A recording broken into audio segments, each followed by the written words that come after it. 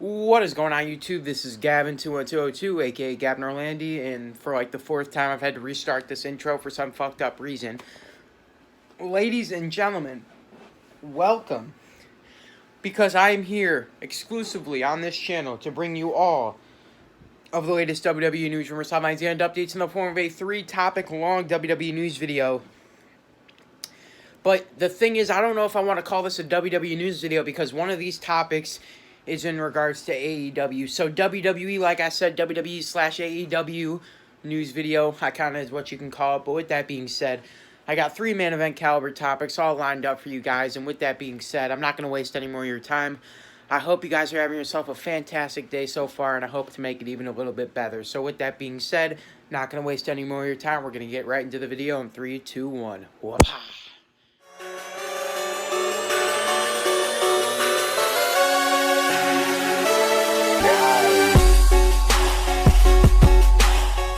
Ladies and gentlemen, the first topic I bring to you guys today is breaking news in regards to WWE's wild card rule. Now, with that being said, this is more of an update than it is breaking news because with that being said, there's been a lot of news and a lot of speculation going around to whether or not WWE was going to end this so-called wild card rule. And as of right now, it does not seem as if WWE plans on ending the wild card rule anytime soon. With that being said, ladies and gentlemen, the plan currently, as we know, the 24/7 championship is always in between Monday Night Raw and SmackDown. So it's always back and forth. And with that being said, when SmackDown hits live on Fox, everyone's going to be a part of that. Every superstar on the roster is going to be a part of that showing of the taping. So there's a lot of speculation going around that WWE may plan on doing the hard split, the actual brand split, at some point in October. Now, with that being said, this is coming from Dave Meltzer of the Wrestling Observer newsletter, and with that being said, that he's been asked a ton of questions in regards to the brand split and in regards to the brand extension, WWE wildcard rule, and with that being said, he says that he is not 100% sure, but he is looking into all the speculation going around, and with that being said, from his sources and what he's being told, he can expect that if this does happen, it will happen sometime around October. Now, with that being said, the last time that there was a brand extension or a brand split, it was in 2016, and it was when SmackDown Live was just, coming up. Obviously, you had Shane and Daniel Bryan running SmackDown Live. You had Mick and Stephanie running Raw.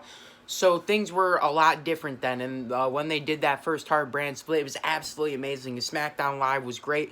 Raw was even off to a good start. I like seeing superstars. My opinion personally, I love seeing superstars from SmackDown stay exclusively on SmackDown, because then when they come over to Raw, it's just such a big deal, and it seems like a way more incredible feeling. Like, SmackDown has their fans, Raw has their fans. I liked how it was kind of like a battle between brand supremacy every week.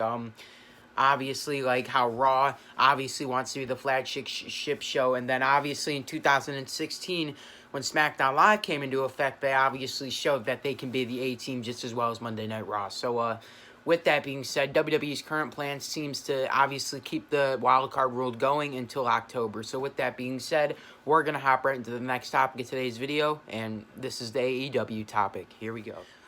Ladies and gentlemen, August 31st, 2019 is a historic day for wrestling fans because WWE is going to seek some competition because AEW will be... Excuse me. AEW will be having their next annual pay-per-view, AEW All Out. And with that being said, Jon Moxley, who is scheduled to face Kenny Omega in a one-on-one singles match, is reportedly injured. Now, with that being said, ladies and gentlemen, Jon Moxley, who formerly went under the name of Dean Ambrose in WWE, a lot of things have changed since he's left. Obviously, he's a lot more over now that he's left. And with that being said, there's a lot of speculation going around coming from Dave Meltzer of the Wrestling Observer newsletter and the Wrestling Observer News Radio that Moxley is currently wrestling with an injury that he may have sustained to his elbow. Now, a lot of reports are going around that this may be some sort of an infection that Moxley had caught while he was over in Japan, but that is not yet confirmed. Now, with that being said, obviously Moxley is going to have to get himself rest up to be ready for Omega on August 31st, because that's not that far away. What is that, 10 days, 9 days or so? There's not a lot of time. There's like a week left. There's not a lot of time. And with that being said, hopefully this injury is not too bad. Now, with that being said, there's not a lot of words going around in regards to what the severity of the injury is, I should say. Now, with that being said, obviously, this is just speculation going around that Moxley is currently sustaining an injury that he's currently wrestling with. So, obviously, the injury must not be too bad if it's even been checked out or even if it's confirmed injured. Now, with that being said, there's a lot of speculation that can go on. Even Dave Meltzer's not always even right. Now, obviously, with that being said, this is just a minor injury that Moxley's currently nursing and should be ready in time for All Out against Kenny Omega. Now, not too much of a touch-up on this topic, just in regards to let you guys know that Moxley is currently wrestling injured, and he is expected to be at All Out to face Kenny Omega, and that's going to be a stellar fucking match, and I can't wait. So with that being said, not too much to touch up on this topic, but with that being said, we're going to head right into the third and final topic of today's WWE News video, and this is quite frankly, quite honestly, fucking shocking. Here we go. Ladies and gentlemen, the third and final main event shocking topic of today's video is in regards to CM Punk. Now, for those of you that aren't aware, CM Punk's agent, an agency known as the CAA, the Creative Artists Association, agency, with that being said, not association. With that being said, is in regards, that agency represents none other than WWE, as well as CM Punk. CM Punk is also represented by the CAA as well, and with that being said, that agency has reached out to Fox about CM Punk possibly being a co-hosting in the gig where WWE has their FS1 show, their in-studio show on Tuesday nights when it hits later in the months. Now, with that being said, this is not confirmed. This is not something that's been talked about between Punk and his agent or anything, or Punk with WWE. Obviously, if the term was met and the deal was made, CM Punk would not be working for WWE. He'd be working for Fox under the tutelage of Fox and obviously just be touching on WWE-based topics. Now, with this being said, this is just something that Punk's agent reached out to FS1 about. Obviously, no relation to WWE.